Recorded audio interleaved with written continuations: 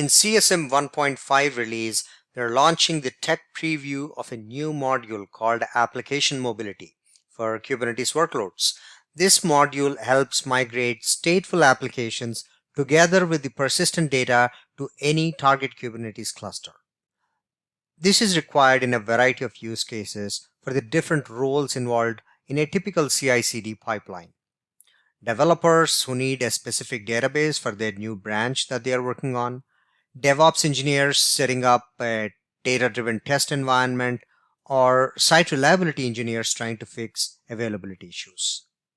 In this demo, we have a stateful web service running on-prem with PowerFlex storage, and we'll see how we can spin this up on an EKS cluster running on Amazon Web Services.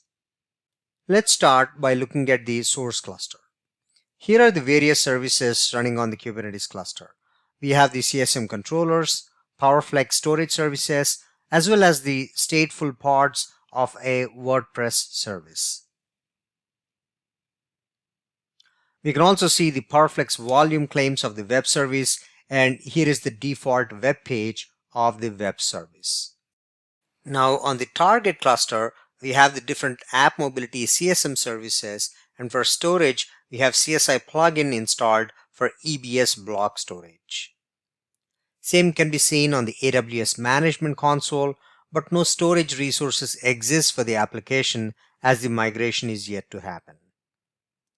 Before we migrate the application, we first register the target EKS cluster with the name AWS-EKS using the Dell add cluster command. Here we also specify target cluster details like the kubeconfig file of the cluster and the UUID of the kube system namespace of the cluster. We now run the Dell backup command to move the application to the target cluster. Here we need to specify details like the name of the backup, source namespaces to be included, and target cluster and namespace as well. Note that we also need an S3 bucket on AWS to move the data before it is made available as EBS volumes and other host files. And we created this already. Now, once we run the Dell command, we can see that the data migration started.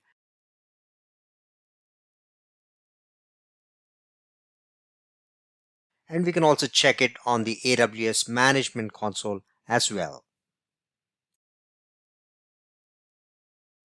Once completed, the application is automatically started, and we can check the application pods and the persistent volume claims for the EBS storage, and same can be found on the AWS management console as well.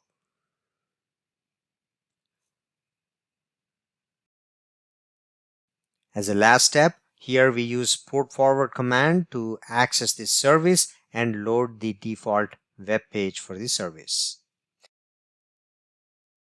Thank you for watching the video. You can learn more by joining our community, trying the various plugins, and diving deep with technical resources.